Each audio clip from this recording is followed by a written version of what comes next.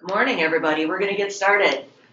This is Jen Konechny. I'm an account director here at C.TRAC, and I'm joined with Lauren Giacenti, an account coordinator. Good morning, everyone. Thanks for joining us for our inaugural webinar series. Today, we're going to talk about gaining insights through social listening. A couple of just housekeeping items before we get started. The webinar will only last about 15 or 20 minutes, so hopefully just enough time for a quick morning break for you. The session is being recorded and will be sent out to all registrants. And we'll use some time at the end for Q&A, so do feel free to use the form on your screen and go ahead and send us any questions, and we'll be monitoring for that. So without further ado, I'm going to talk about what is social listening. So if you're like a lot of the marketers who we work with, social listening is probably a buzzword that you've heard, kind of know what it means, but it's probably not something that you deal with every day. Our goal today is to explain what social listening is, break it down into chunks that you can use, and give you some examples of how others have used social listening for their gain. And then we're going to show you one tool that can power your social listening strategy. But first, let's define what social listening is. There are three main elements. The first is establishing a process to identify the digital media channels that you want to consider. Then you're going to monitor what's being said on those channels and devise a strategy to influence your consumers or customers. Here's the why you should care slide.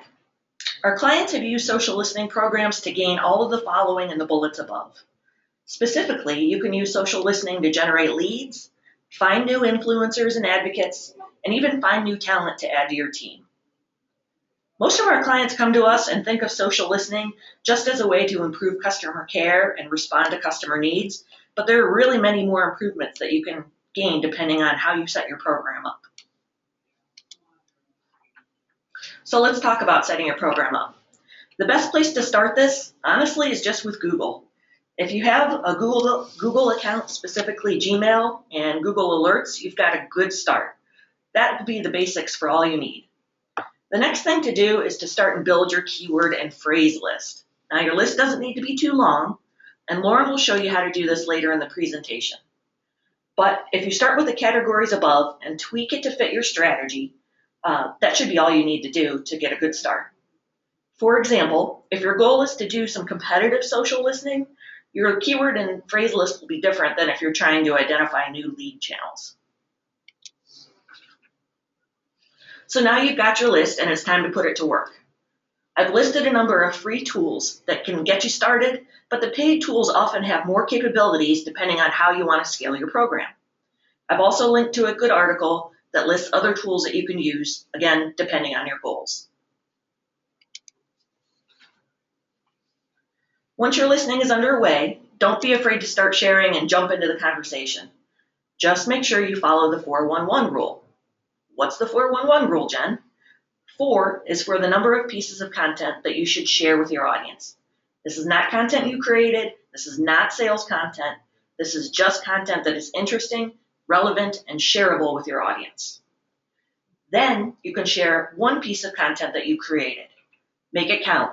Think content marketing, not sales related. Once you have this out into the audience, then you're going to want to take the pulse of what's going on and come up with some ways to respond if anyone tries to interact with you. At that time, and only at that time, should you consider sharing anything that is sales related, like a coupon, a product notice, or a press release. So think of it just as if you meet someone new. You want to be able to share things that are interesting with them rather than just talking about yourself all the time. So we're going to talk about some social listening examples now. If you think of even a few years back, you'll recall that job boards used to be the preferred method to find a new job. Now there are many new channels, not the least of which is LinkedIn. So forced to reinvent itself, this job board used keyword lists to find job seekers and hiring managers. Then it inserted itself into the conversation. By becoming a thought leader, not just a service provider, the job board saw a 262% growth in Twitter retweets, and a 300% increase in mentions. But organizations aren't using social listening to promote just digital marketing. A major university used social listening to find football fans when it released a commercial on social media 1 week before the biggest game of the year. They gained 500 new Facebook fans and saw a 14% engagement rate. They repeated the success with a countdown to commencement campaign that they tracked with hashtags. This time they had more than 1.7 million daily Facebook impressions. Not too bad. What do you say, Lauren? Do you have some examples to share too? Absolutely. This time we're going to talk about finding your audience and engaging that audience. The first example I have is from a major charcoal manufacturer. They launched a social contest to find the nicest person on social media. They set up keyword searches for users who frequently used please and thank you in their posts and tweets. The winner received a year's worth of charcoal since they weren't getting any for Christmas. The success of their campaign was due to high-level keywords being narrowed down through consistent refinements of social monitoring and listening until they found the exact person they were looking for. Also aided to the success was the minimal engagement required by users entered into the contest. This minimal engagement also aided in the buzz and conversations that were generated around the promotion.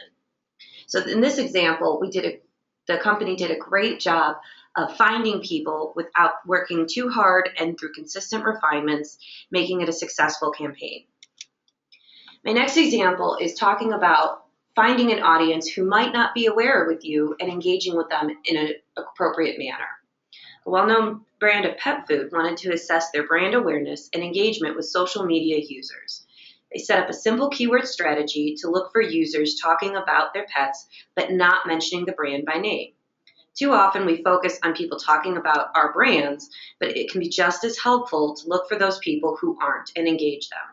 In this instance, the company would reach out to these pet-loving social users and direct them to their Facebook page, which contained relevant pet information. They also used this information to better target paid ads that would appear in front of the users who weren't mentioning that by name. So this is a great example of finding your audience, talking to them, and then keeping them engaged with relevant, pertinent information. Now I want to talk to you about Social Studio as offered by Salesforce. Social Studio, as Jen discussed, social listening strategy is founded in keywords and engagement. There are many tools out there that offer basic management. Today we're going to discuss Social Studio. If you have questions about other tools available, please feel free to reach out to us. Also, if you'd like any more in-depth training on Social Studio, we're more than happy to provide. Social Studio is broken down into 3 main sections: Publish, Engage, and Analyze. Publish is used to post content to your Facebook, Twitter, LinkedIn, Google+, or YouTube account. Analyze is used to gauge how well those posts are doing.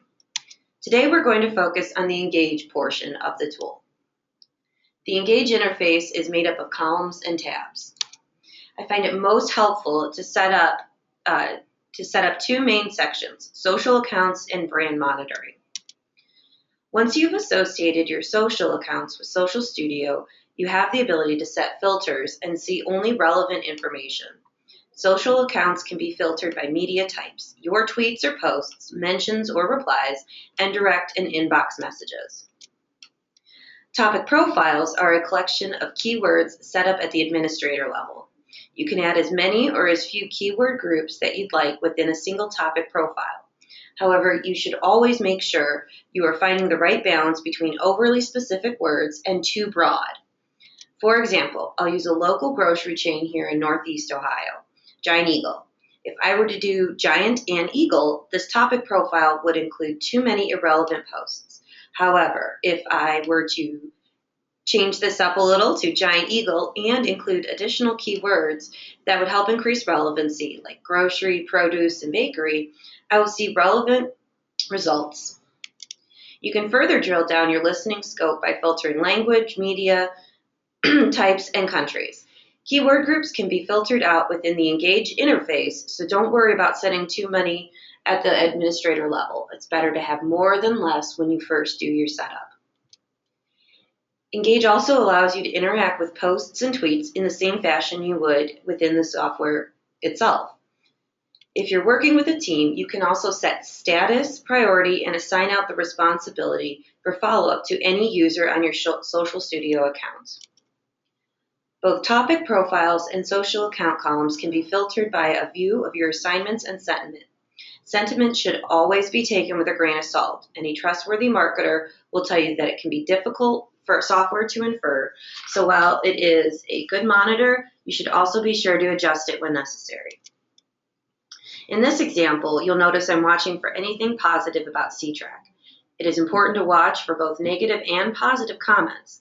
People praising your brand should be thanked and receive interaction from you, just like negative comments.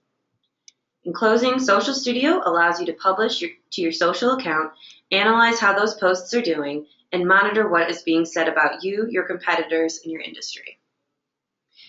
And that is the conclusion of our webinar for now. It looks like we have a few questions. Carrie, do we have time for that? Okay, great. So the first question here is, what's the most efficient way to find keywords? That's a good one.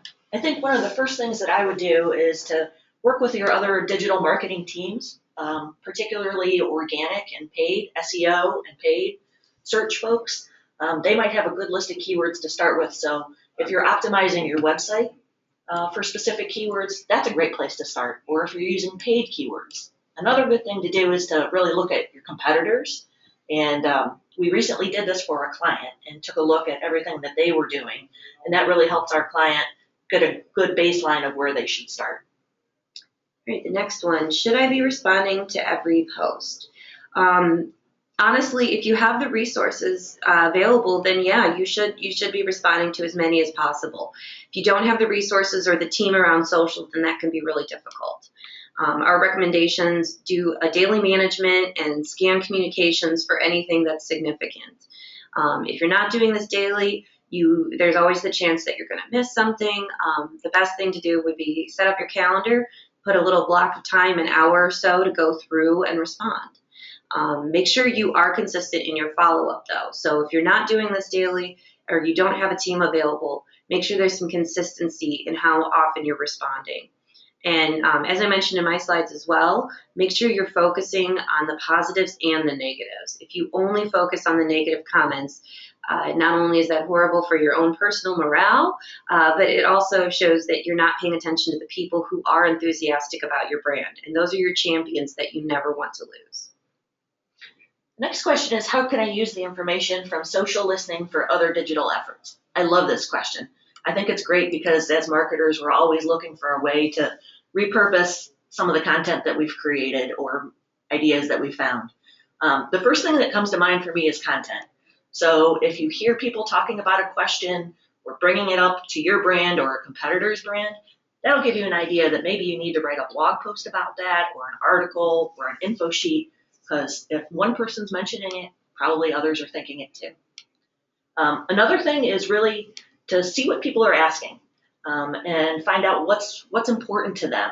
This might help you uncover sales opportunities or cross-selling opportunities, and it will really help you find influencers as well. Maybe somebody that you can partner with or reach out to, whether they're in your space or just a blogger. Opportunities abound. Mm-hmm.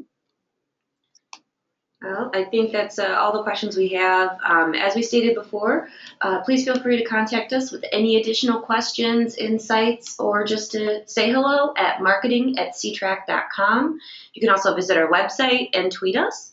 We thank you all for joining us. It's been a pleasure, and stay tuned for more webinars from C.TRAC. Thanks, guys.